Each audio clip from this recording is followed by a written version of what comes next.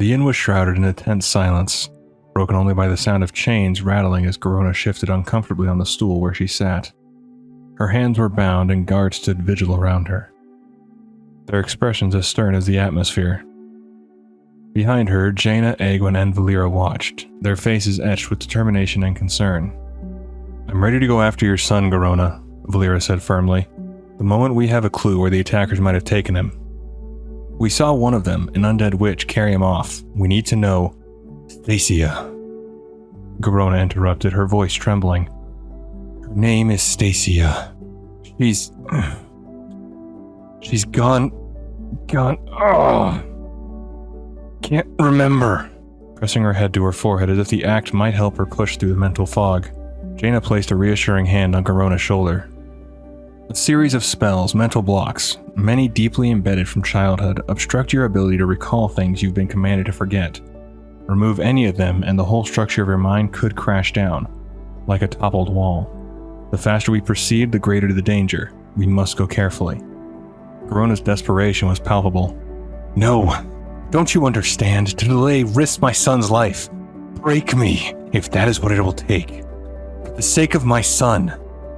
Do it now," she cried, gripping her head with both hands as if trying to tear through the barriers herself. Without further hesitation, they had Garona kneel onto the floor in the circle in front of the stool she was sitting, which Jaina made surrounded by runes that will help her clear those blocks. Jaina's voice broke the stillness as she began the incantation. "Your true self lies behind a wall of lies, built by others, cemented by time. The stone placed recently. What I do reflects only own desires," Garona murmured. Her voice faint as the spell enveloped them both. Arcane symbols glowed brightly, circling the two women in a brilliant display. Garona's face contorted in pain and effort, her body trembling. "Encourage," she gasped before collapsing into unconsciousness. Jaina let out a breath she hadn't realized she was holding. "I've never seen such courage." Egwin nodded solemnly. "She has spoken against all odds. The boy has been taken to the ruined city of Encourage." Valeera stepped forward, resolve hardening her features. "I'll get my gear." "Jaina, is it really necessary to keep Garona in chains?" Egwin asked, kneeling before the unconscious Garona. Jaina hesitated. "I promised Varian she would remain manacled." Egwin's voice softened as she observed Garona's still form. "She truly is in a coma. But she could awaken at any time. Her mind could be affected," Jaina replied, her gaze lingering on Garona with a mix of concern and caution. The door creaked open, and an undead figure stepped into view, his presence sending a ripple of unease through the room. "I see Garona is your prisoner. Do you have her son?" he asked, his tone calm but urgent. "What? Who?" Jaina began, startled.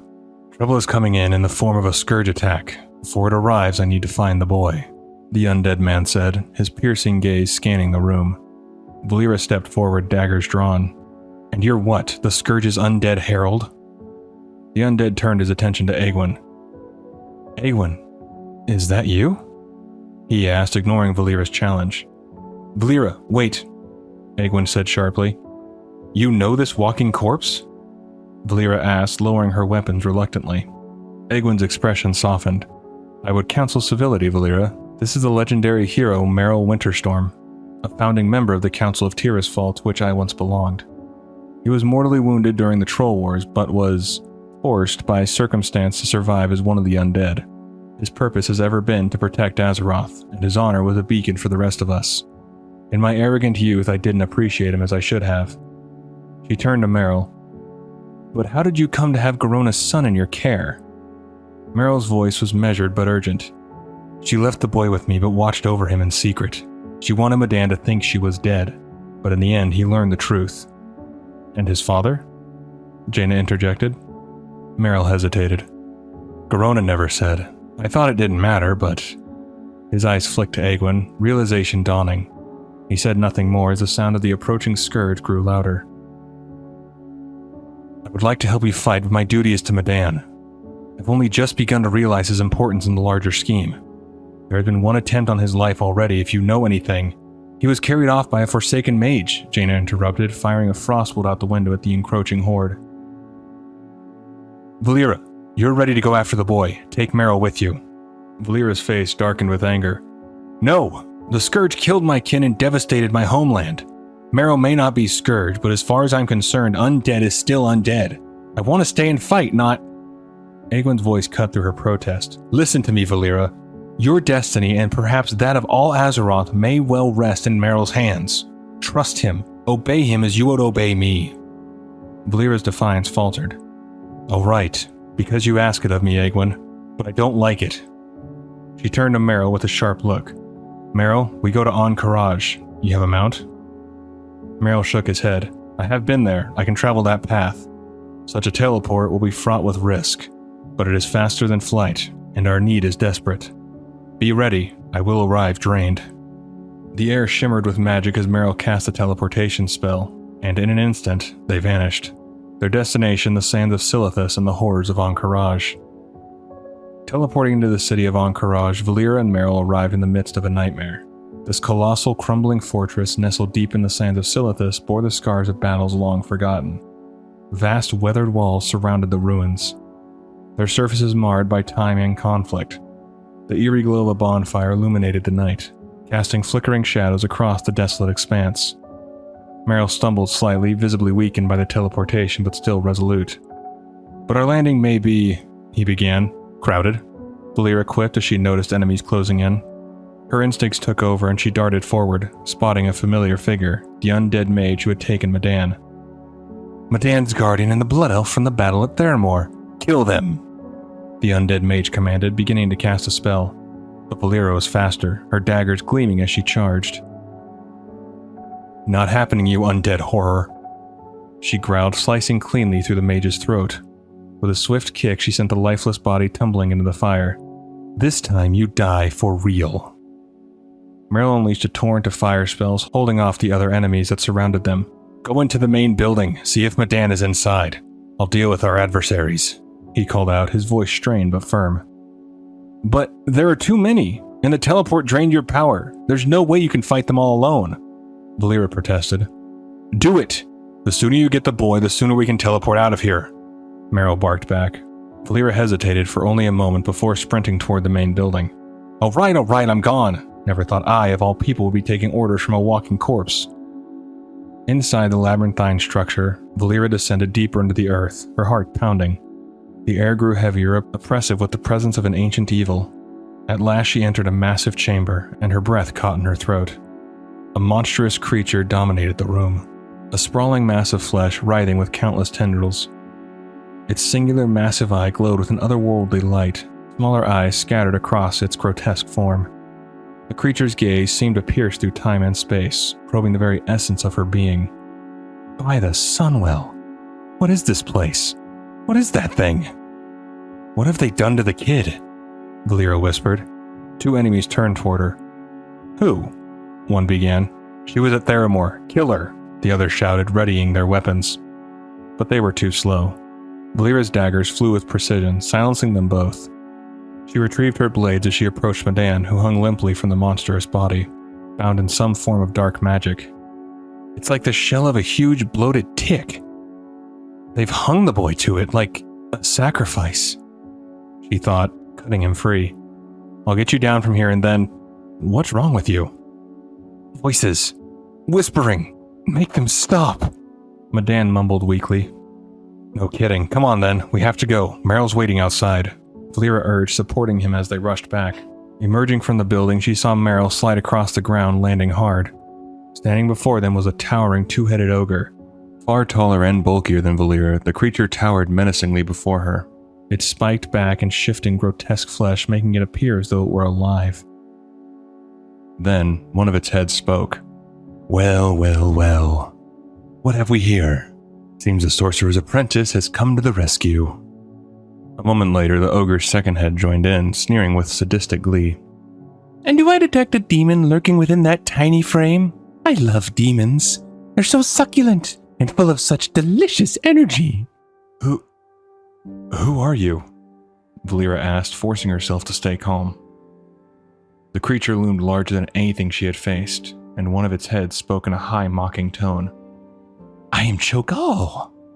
Now why don't you let that lovely demon residing inside you come out and face me?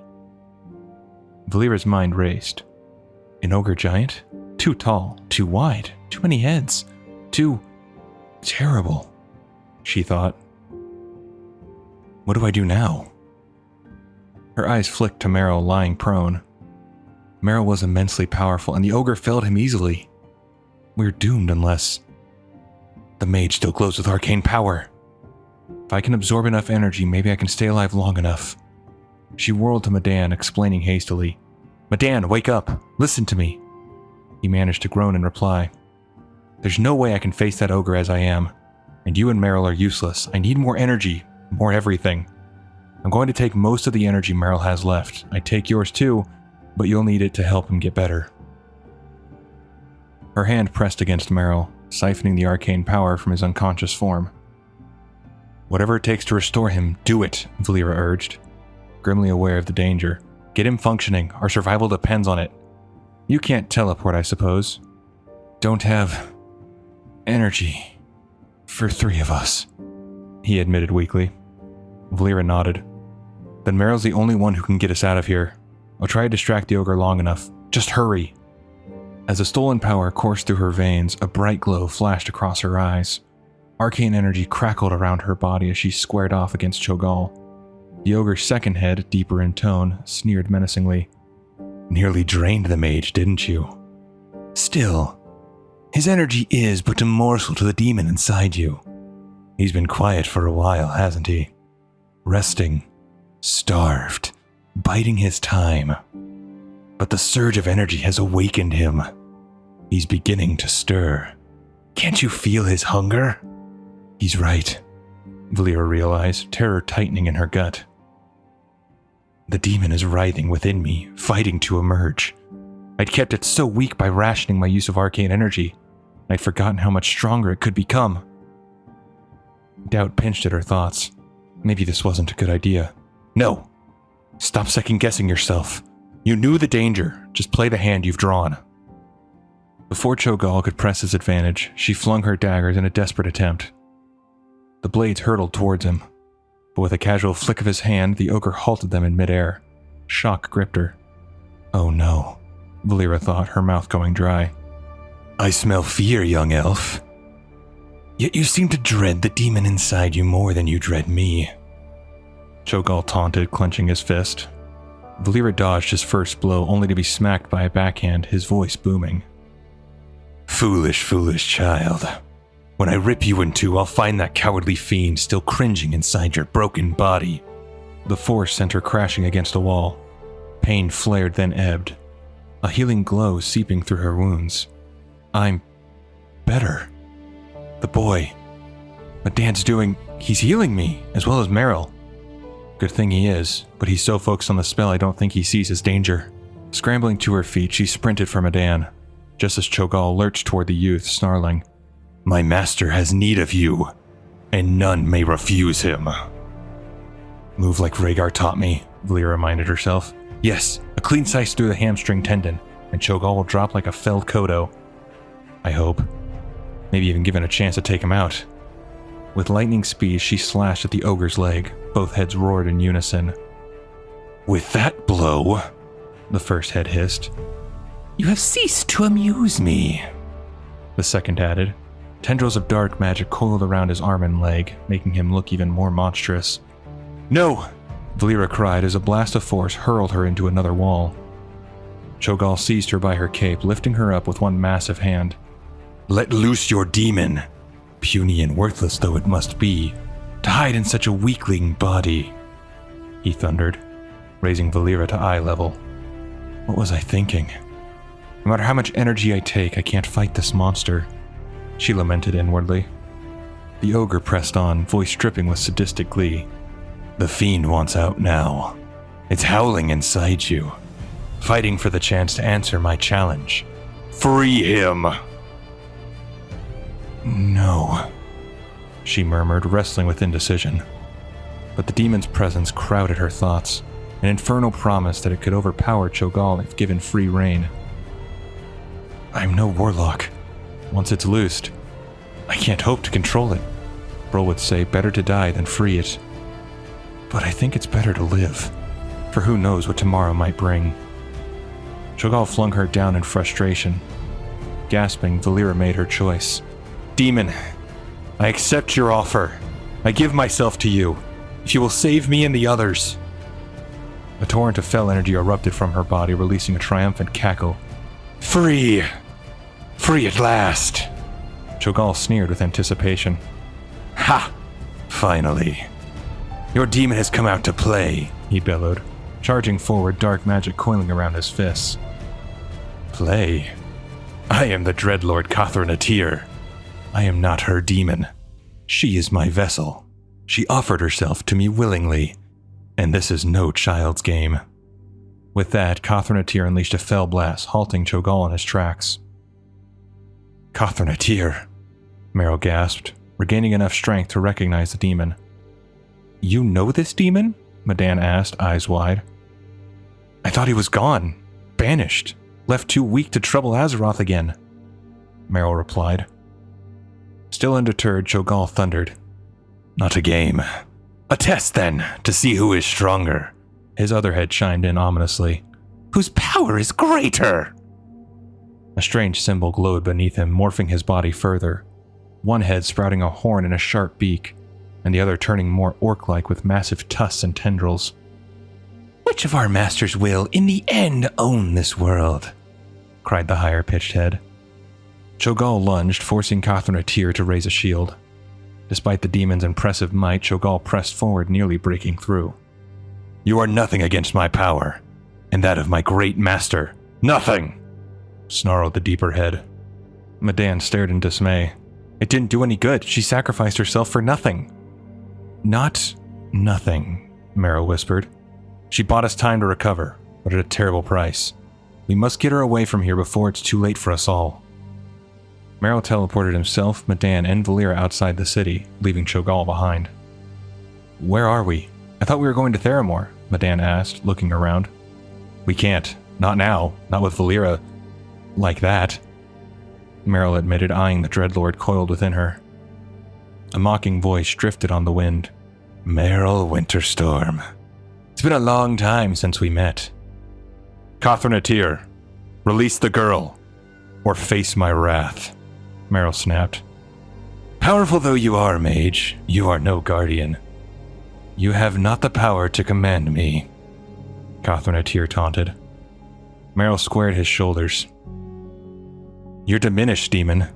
Forced to take refuge in the flesh of a young blood elf. Even that child could command you. The demon let out a bitter laugh. She has strength she does not yet know. She fought me, starved me, kept me weak. A flicker of pride sounded in its tone. Refused to accept what I offered until she had no choice.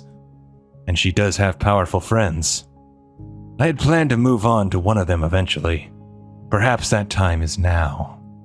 You, Meryl, glow with arcane power, but the boy is incandescent. What a fine host he will make for me. Medan's cries echoed through the air, his voice reverberating against the ancient walls as Catherine Atir's shadow closed in.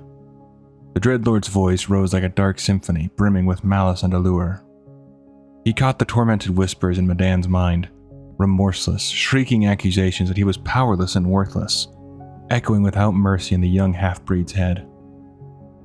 I hear it too, boy, but the voice is only an echo of the past, Catherine Atir crooned. It promises death, while I offer you life, and powers beyond the dream of redemption. Surrender to me and become greater than the gods themselves. Come, embrace me, and be mine. Medan's face twisted in defiance, his body trembling under the Dreadlord's pressure. With a sudden surge of energy, golden light exploded from him. No, he shouted, the blinding radiance throwing Catherine Atir back. The Dreadlord staggered, hissing in frustration. Now that boy was power. Such delicious potential. Together we will shake the mighty from their high thrones. Catherine Atir murmured, his voice dripping with malevolent delight. Before the Dreadlord could advance again, Meryl stepped forward, placing himself between Medan and Catherine Atir. His voice was steady, filled with an unwavering confidence. Catherine Atir, The boy is too powerful for you. You haven't strength enough to take him. Why not release the girl and try for me instead? Unless you're afraid. Meryl, no! Madan protested, trying to stop him. Meryl silenced the boy with a sharp look. Quiet, boy. I know what I'm doing. The Dreadlord's grin widened, his teeth gleaming. You offer me a place inside you? Thinking yourself powerful enough to control me? I am a Dreadlord. You were. Once, Meryl retorted. It has taken you 3,000 years to slip back into Azeroth, only to inhabit an elf child's frail shell. And even this boy has withstood your blandishments and your attack. You have not the magic to conjure your own demon body, much less confront that other darkness. Containing you should pose little difficulty. With a guttural snarl, Cothnatir abandoned Valeera's body, his essence swirling like a dark storm as he entered Meryl. If it is a battle of wills you want, mage, we shall see whose power is greater. Meryl's body stiffened as the Dreadlord's presence invaded his mind. Madan's voice trembled. Meryl? Valeera staggered, clutching her head. Oh, bless Sunwell. I have been haunted by that writhing horror for months, and now it is over. I thank you, Meryl, for you have saved me. Meryl's voice emerged, strained but victorious. As your actions saved Madan and me. Valeera took a shaky breath, her face pale, more stupid and desperate than heroic. It was horrible, like being buried in a deep pit filled with entrails. My body, my mind weren't my own. I should have realized. I have become unclean. Can you truly bend that monster to your will? Meryl nodded, placing a reassuring hand on Valeera's shoulder. As you see, Cothnatir is a weak thing, easily contained by one who has the ability. And you will recover. You are young. I only ask that you promise to tell no one what has happened here. No one. His gaze hardened. We wouldn't want every demon on Azeroth to take my ability to control Cothnatir as a challenge, or to come to his aid. Meryl began casting a teleportation spell. The air shimmered around them as the spell teleported them back to Theramore. However, their return was anything but peaceful. Flames engulfed the town, smoke curling into the sky. Madan's eyes widened in horror. What happened here? He asked. Scourge attack, she said grimly. It was just starting when we left. I'd forgotten. It's been a long day. Egwene and Jaina approached, relief washing over their faces at the sight of the group. So this is Garona's... Egwene began, her voice faltering. Her gaze lingered on Madan, her expression clouded with memories. Finally, she placed a hand on his shoulder. You must be Madan. I'm Egwene. I expect you want to see your mother. They made their way to Garona's cell. Jaina explained, we had to chain her due to the danger she posed. Valeera then added, a promise to King Varian of Stormwind. Her effort to get past the blocks put on her mind to tell us where to find you felled her. But Madan interrupted, his voice filled with urgency. I know she attacked you, but the ogre Cho'Gall had her under a spell and Jaina opened the cell door only to find it empty. But that's impossible. She was in a deep coma, she said, bewildered. Valeera slipped away, her instincts telling her to investigate. Her thoughts raced. Garona's escaped. I vowed to serve Varian. It's my duty to go after her. Though she seems as much a victim as any she has killed. Yeah, right. Try telling that to Varian. While moving through the keep, Valeera overheard Egwene and Meryl talking. Garona's in Onyxia's lair, Meryl said. A better hiding place than most. Now that the dragon and her brood are dead, who would think to look for her there? Valeera's eyes narrowed. Onyxia's lair? That's mad! Still, it won't hurt to check it out. She slipped out of the keep, grabbing a wyvern, and flew to Onyxia's lair. The cavern was eerily quiet, its once mighty halls now empty except for echoes of past battles. Garona, I know you're there. I'm coming in. We need to talk, Valeera called out. A voice answered from behind her. Talk, then. She spun around to face a Draenei clad in brilliant armor. His breastplate was adorned with glowing blue gems, his silhouette regal and imposing. The massive warhammer in his hand gleamed with holy light. Swinging the hammer, he forced Valeera to dodge. Who are you? What are you doing here? She demanded, throwing a dagger. Deflecting it effortlessly, the Draenei replied, I might ask you the same questions. Their fight carried them to the mouth of the cave, neither gaining the upper hand. Suddenly, Medan's voice cut through the chaos. Wind, blast them apart! The gale threw them to opposite sides of the cavern. Medan, what are you doing here? Valeera asked, startled. What do you think? I followed you, he said, helping her to her feet. The Draenei's voice softened. You're Garona's son? My grandnephew? Medan? Nephew? Valeera echoed, surprised. Medan began to speak out, but collapsed, clutching his ears. It's come back, he cried. The voice, whispering in my head. The Draenei knelt beside him. Close your eyes. Breathe deeply. Now, tell me when it began. His hands glowed with holy energy as he worked to calm the boy. When Cho'Gall hurled me against the shell of the Old One, Cthulhu, Medan said, his voice steadying. The voice began like a gong vibrating in my head. And now it's quiet. I feel... Thank you. The Draenei stood, his expression grave. You've drawn the interest of something malevolent. We must speak with Jaina Proudmoore. Valeera and I will need mounts. Garona took Valeera's hippogriff. It's okay, Medan said. I know the way to Theramore. I can teleport us there. Arriving in Theramore, Egwene and Jaina came up to greet them. Egwene called out, Valeera, Medan, where have you been? Meryl approached Medan with a questioning look. You brought back a Draenei? Marad stepped forward, his voice calm and assured. I am Vindicator Marad. It was I who freed your prisoner, Garona. Jaina's eyes widened. You? Why should I not call my guards to arrest you then? Marad held his ground, his tone steady. Because I would hate to engage in violence for naught. Garona is my niece, half orc, half Draenei. I had been searching for her for many years. He paused, his expression grave. Recently, I had a vision that led me here. It said that Garona would be instrumental in the salvation of Azeroth, that her actions could help avert an upcoming catastrophe. It may have something to do with Cho'Gall. Jaina's expression softened. It would seem that each of us holds a different piece of this puzzle. It is time we pooled our information in order to decide what to do next. Through their conversation, they pieced together the grim truth. Cho'Gall, leader of the Twilight's Hammer, had orchestrated the attack on Theramore and was planning something catastrophic for Azeroth. While healing Garona, Marad had learned of a prophecy concerning Medan, a prophecy that had led to his abduction. Medan was now being stalked by an ancient evil, something beyond demons, something rooted in Ahn'Qiraj and its dark past. Valeera recounted witnessing Cho'Gall's attempts to manipulate Medan, how the ancient magic twisted him. Marad believed Garona would play a role in the unfolding events, though her exact purpose remained unclear. But with the armies of Azeroth focused on Northrend and the Scourge, resources were stretched thin. Meryl shared a memory from long ago. 3,000 years ago, when the people of Azeroth were threatened by an influx of demons, a group of Magi in Dalaran secretly found the Council of Tirisfal to deal with them. Jaina added, the Council created a champion called a Guardian, a conduit for their power. Meryl was one of the original members of that council, and Egwene was once a Guardian. With a hint of regret in her voice, Egwene continued, through my arrogance, the Council failed. But the time has come to begin anew. We need to form a new council. The first light of the morning made for a beautiful start to their adventure, the air thick with the scent of salt as the waves lapped gently against the docks of Theramore.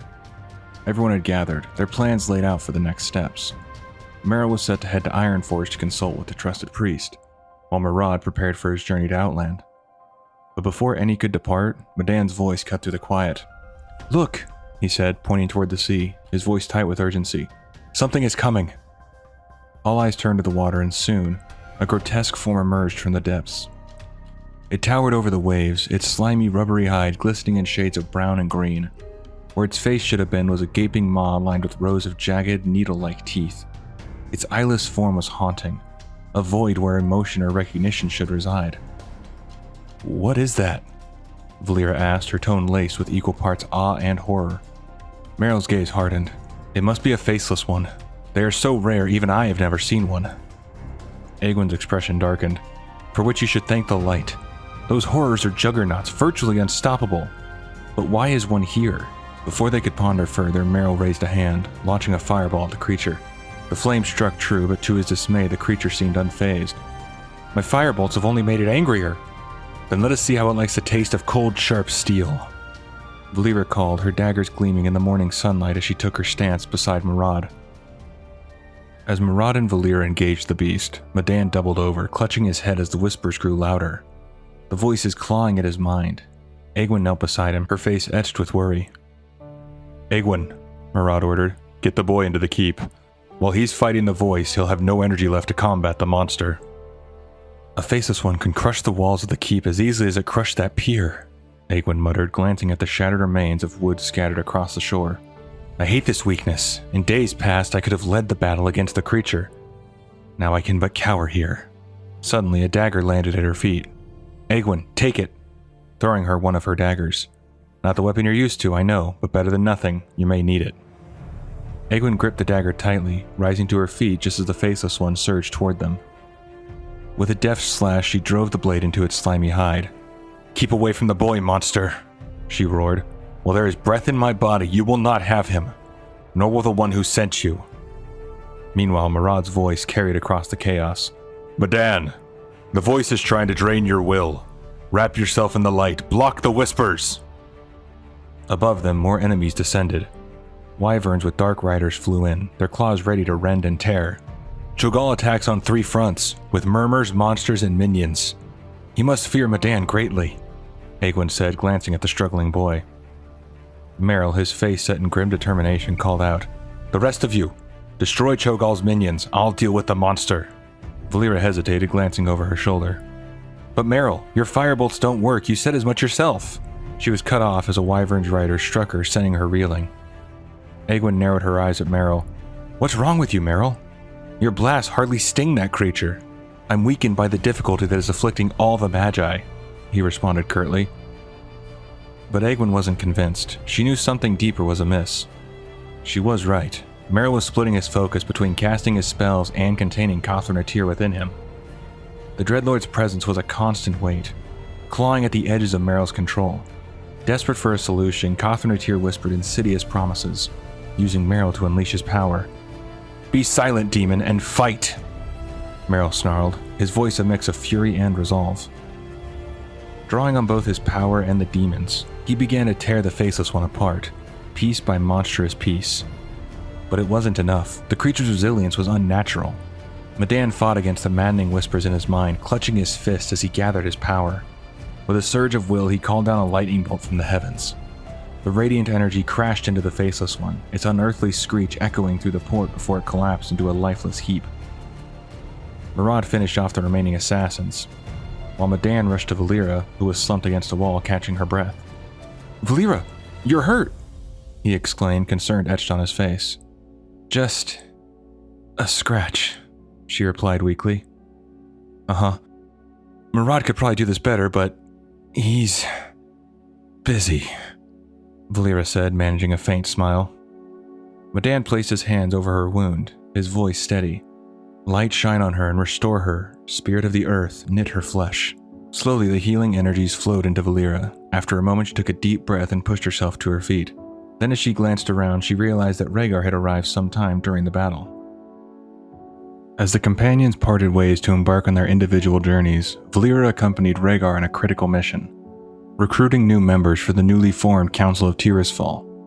Their first destination took them to the vast golden plains of Mulgore, where their intended recruit was rumored to dwell. Soaring through the skies atop their mounts, they spotted a Tauren locked in battle against a swarm of Quillboar.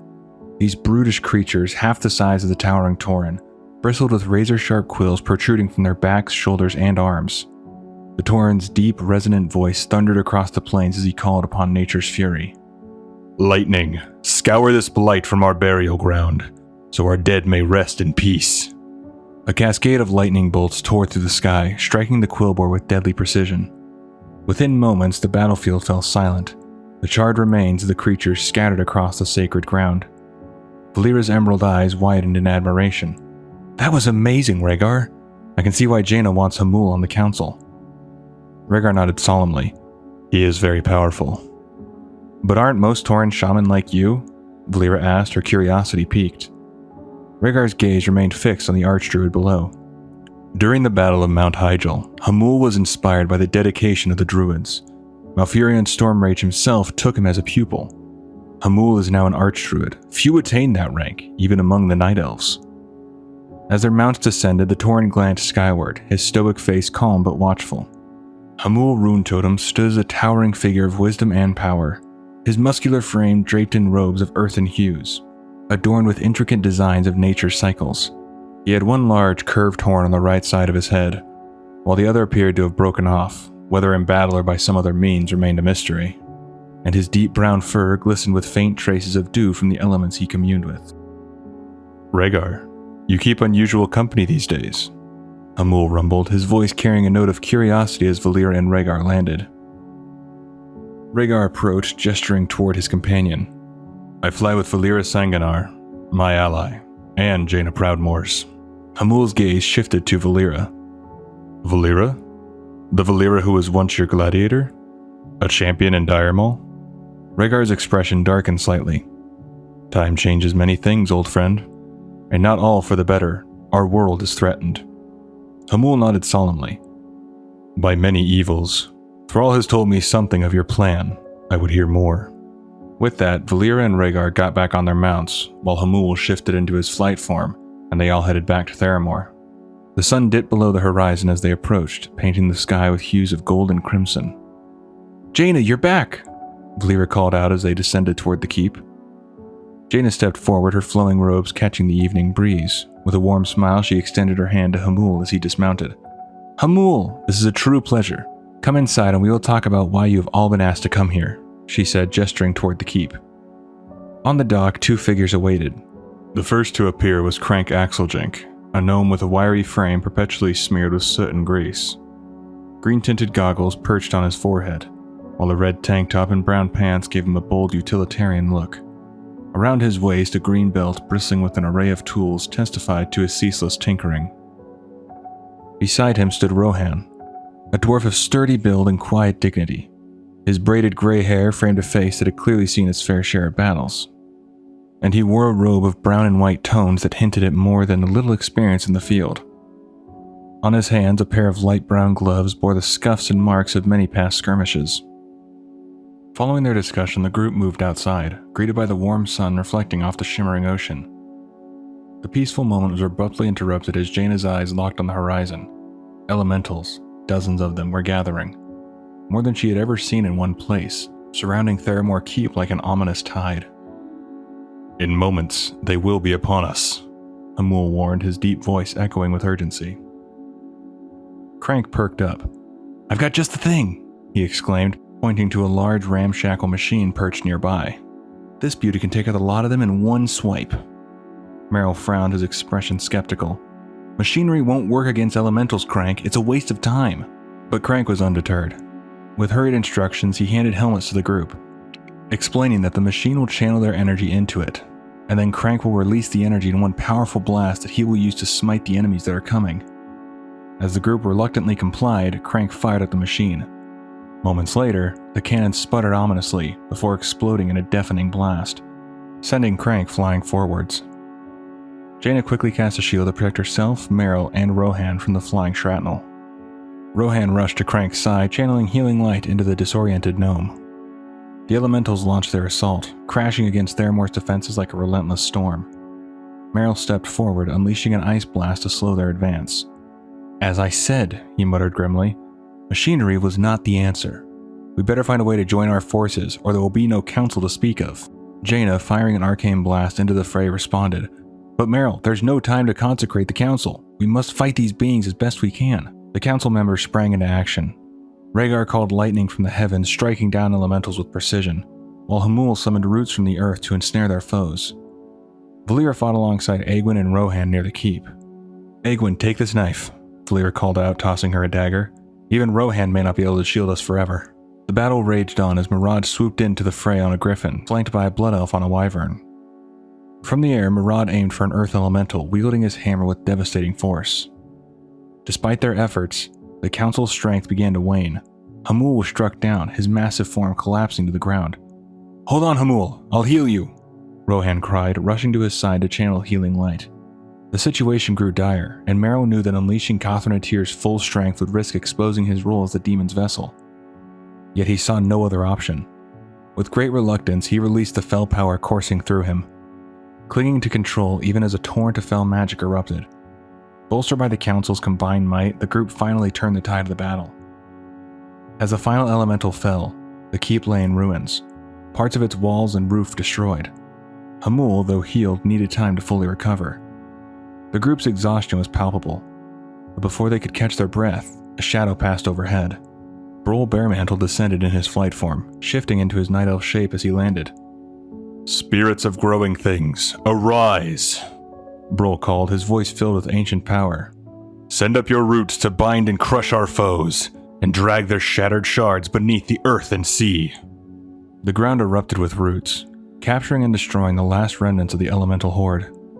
Theramore was saved, though barely.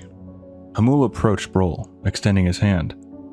Valeera ran to Brol, throwing her arms around his neck in an exuberant hug. "Oh, Brol, I'm so glad you're here. I have so much to tell you. You got back just in time, but where?" "Hamul and I were among the druids Fandral summoned to bolster Teldrassil's health," Brol explained. "Fandral says the tree is recovering rapidly, and he can manage the rest alone. He gave me leave to come here." With the immediate threat dealt with, the council regrouped to discuss their next steps.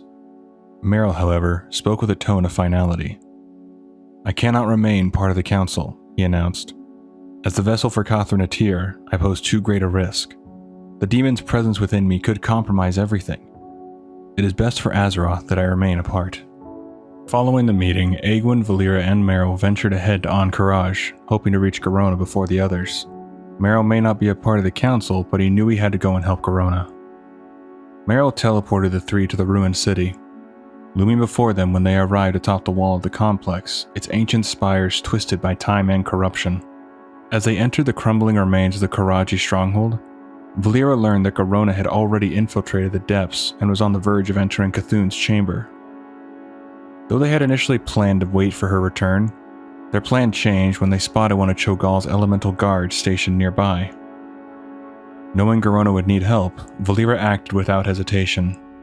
She leapt from the broken walls, using the jagged stonework to descend swiftly and silently. Just as Garona emerged from the chamber, Valeera tackled her out of harm's way, just in time to avoid the crushing fist of an earth elemental. The ground trembled beneath them as the elemental's attack missed its mark, shattering the stone floor instead. The battle with Cho'Gall had begun. Garona and Valeera attempted to charge at him, but the monstrous ogre mage was far from alone. Two massive Anubiseth statues, their obsidian forms etched with glowing runes, rumbled to life and moved to intercept them. Valeera shouted for Garona to move, and just as the statues lunged, roots erupted from the ground, entangling them. Madan had arrived, his power manifesting as nature itself came to his aid. Meanwhile, Egwene and Merrill found themselves under attack by a wave of elementals. Just as the creatures were about to overwhelm them, a bolt of lightning ripped through the sky, incinerating them where they stood. The reinforcements were here. As the battle raged on, Cho'Gall gathered energy from ritual stones scattered throughout the city, his form distorting with dark power. Madan, sensing the increasing danger, acted quickly. He formed a shimmering dome around them, containing the energy within the battlefield, but also trapping them all in an increasingly volatile situation. Merrill knew they only had one chance, though it was dangerous. He proposed calling upon the power of Catherine Atir. With little time and few options, the risk was necessary. He cast a protective barrier around himself, Egwene, Valeera, and Garona, shielding them from the destructive energy swirling around them. However, maintaining both the barrier and his control over the demon was too much. His focus wavered and the shield began to falter. A blast of Cho'Gall's energy tore through their defenses, striking Egwene directly. She staggered but refused to fall, her body radiating defiance even as pain racked her form. Merrill's grip on Catherine Atir slipped further, and in an instant, the demon broke free into the twisting nether, seeking the source of Madan's power. Desperate to turn the tide, Garona realized the key lay in Madan's inheritance, his father's staff. Clutching the relic tightly, she rushed forward. But before she could reach her son, an arcane blast struck her down. Valeera, unwilling to let her fall, surged forward, dodging another barrage and shouting over her shoulder, "Do something useful, Merrill, and stop that stupid demon!" Merrill, momentarily paralyzed by indecision, looked to Egwene, who, despite her weakened state, met his gaze with resolve. "I too am no stranger to overweening pride. Self-reclamation? And the duplicity of demons, she said, her voice steady despite the pain. Once, I betrayed the trust of my guardianship and placed this world in peril. Now, I will atone. Let my death strike a blow for Azeroth, Meryl. Help me save my grandson. Egwene channeled the last of her strength into Meryl, who took her power and transferred it to Medan. Meanwhile, Valeera caught up to Garona, lifting her up despite her own injuries. A few more steps and... she began, but before they could reach Medan, another explosion struck them both, sending them into the air and landing on the ground, knocking them out. The battle seemed lost until reinforcements arrived. A portal burst open as Brol, Jaina, and the others rushed through. Brol shifted into his bear form, scooping Valeera from the ground, unconscious but alive. Before Cothranetir could cause any more trouble or take any more lives, Mara was able to rein him back into his body, becoming the demon's jailer once again. The battle ended in devastation. Though they had survived, it had come at great cost. Later, the remaining members of the group gathered at Morgan's plot, the graveyard west of Karazhan, to bury Egwene and mourn her passing. There, they deliberated on what would come next.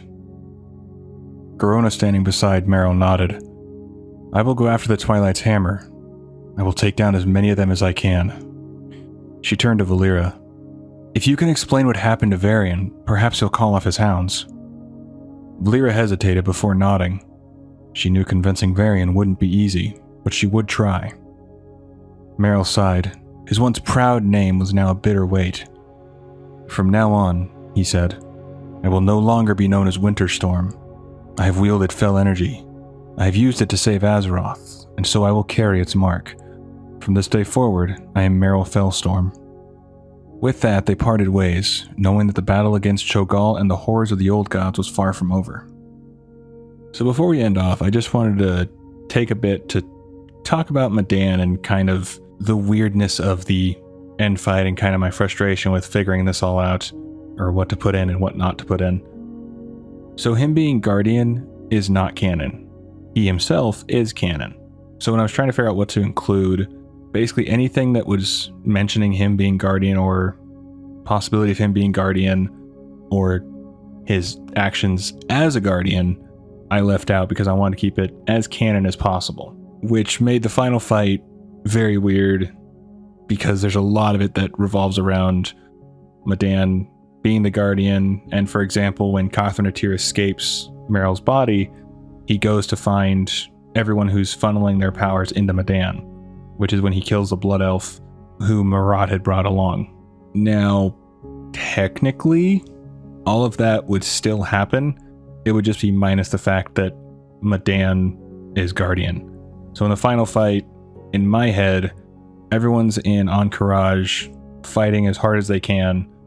Whether it's like one final big, everyone channels their power at Cho'Gall, he dies, or gets knocked down, whatever the case may be. Or however it goes, it would just end with the fact that it wasn't Medan who was solely there using everyone's abilities. Which would be a super cool thing to see with everyone there fighting in Encourage instead of just Medan. So just wanted to kind of get that out there, because I was very confused in how to word stuff and what to put in and what not to put in. But that was basically what I ultimately decided on, is the simple fact that anything that involved him mentioned as Guardian, being Guardian, using Guardian abilities was left out as much as I could. Bits of it I'd left in just for the fact that otherwise it would be a very, very short end bit where they arrive to help Garona and then it ends. That would basically be it, because everything in the middle is Medan using his Guardian powers and all of that. So that's why it might have seemed a bit short and just not super in-depth, is because I really avoided a lot of the Guardian stuff that he does. But either way, with all that said, hopefully you did enjoy. Thanks for tuning in, and I'll see you in the next one.